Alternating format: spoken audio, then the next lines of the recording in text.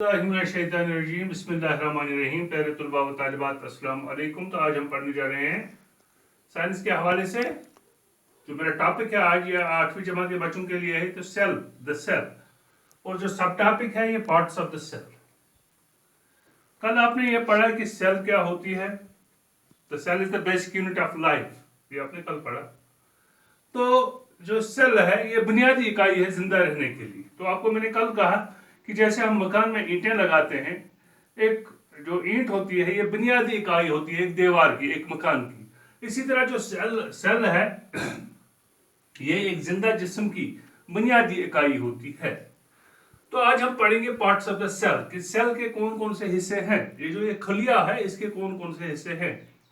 तो बेटे जब प्लांट सेल हो या एनिमल सेल हो, इसके मेनली 3 पार्ट्स हैं, 3 हिस्से हैं इसके। तो एक है सेल मेम्ब्रेन, एक है साइटोप्लाज्म और एक है न्यूक्लियस। हाँ, जो बाहर का हिस्सा है इसको हम सेल मेम्ब्रेन कहते हैं।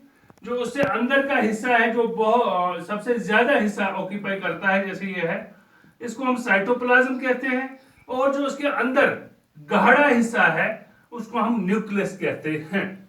हाँ, तो जो मेनली जो एनिमल सेल हो या प्लांट सेल हो, इसमें मेनली 3 हिस्से होते हैं। एक सेल मेम्ब्रेन होता है, साइटोप्लाज्म होता है और न्यूक्लियस होता है। ये 3 अहम हिस्से जो होते हैं ये एक सेल के होते हैं।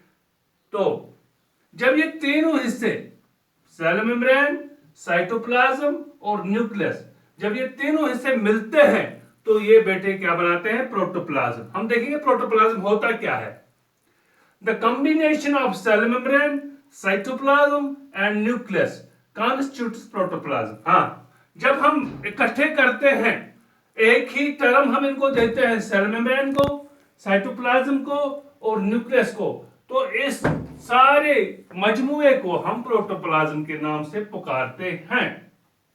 हाँ, तो जो साइटोप्लाज्म है बेटे, इसके बाहर क्या होती है, सेल मेम्ब्रेन। अगर ये साइटोप्लाज्म है तो ये इसकी सेल मेम्ब्रेन है, बाहर का हिस्सा, और इसके अंदर का हिस्सा जो है उसको हम न्यूक्लियस कहते हैं। The cytoplasm is surrounded by the cell membrane and enclosing nucleus, constituting protoplasm। अभी मैंने आपको बताया कि ये तीनों हिस्से सेल मेम्ब्रेन, साइटोप्लाज्म और न्यूक्लियस, ये तीनों मिलकर क्या बनाते हैं, प्रोटोप्लाज्म।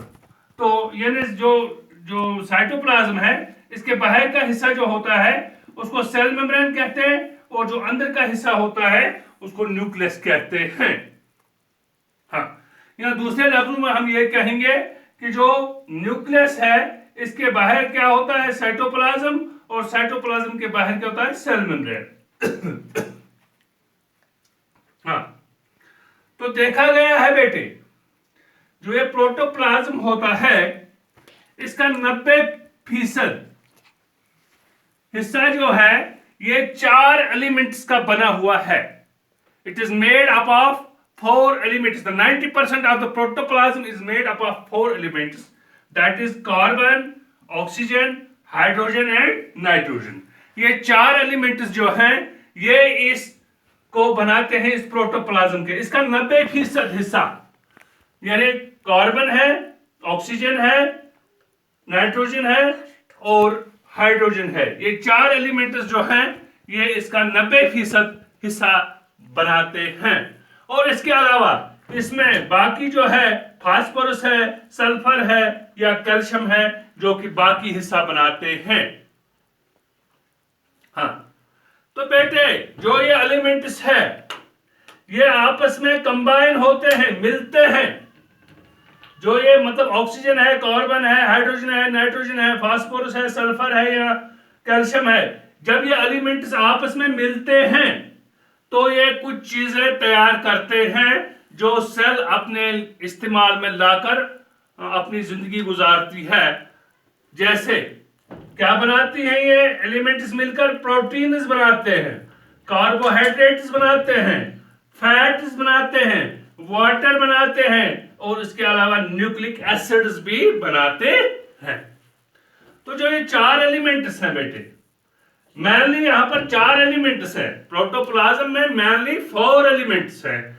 तो एक है बेटे कार्बन, ऑक्सीजन, हाइड्रोजन और नाइट्रोजन।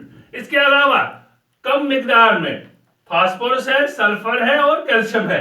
दो ये एलिमेंट जब आपस में मिलते हैं, कंबाइन होते हैं, तो ये प्रोटीन्स बनाते हैं, कार्बोहाइड्रेट्स बनाते हैं, वाटर बनाते हैं, फैट्स बनाते हैं और न्यूक्लिक एसिड्स बनाते हैं, जो कि सेल अपने सेल जो होती है ये इन चीजों को इस्तेमाल में लाकर तो जो वो पौधा होता है या इंसान होता है वो अपनी जिंदगी गुजारता है।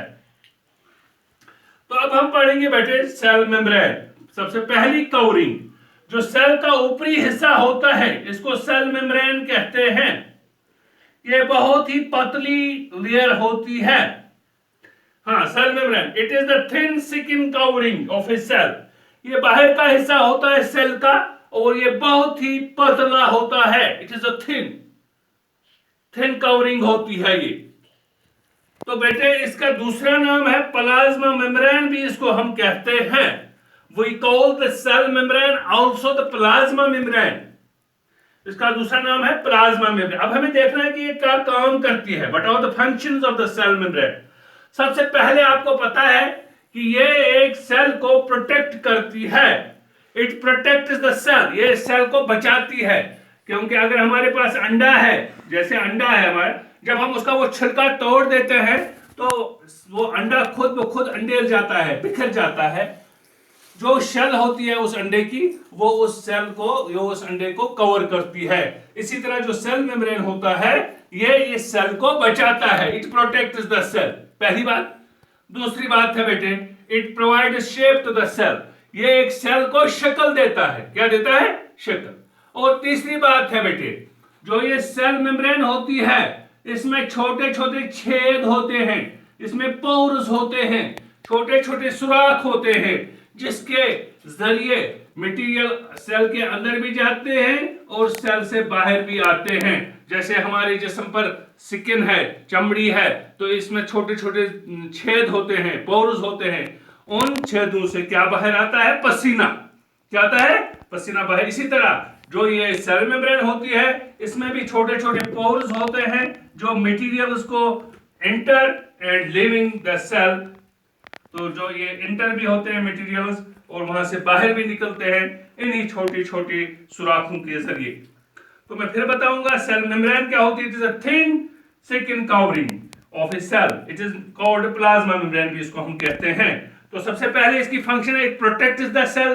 दूसरी बात क्या है? It provide shape to the cell. और तीसरी बात है it provide shape to the cell. और तीसरी बात क्या बेटे? It allows materials to enter and leave the cell through tiny holes called the pores. उन होल्स को हम पोर्स भी कहते हैं। तो मेरे ख्याल में आज आपके लिए इतना काफी है। आप इस तमाम को अपनी कॉपी पर उठाइए और एक याद कीजिए। बाकी वस्सलाम।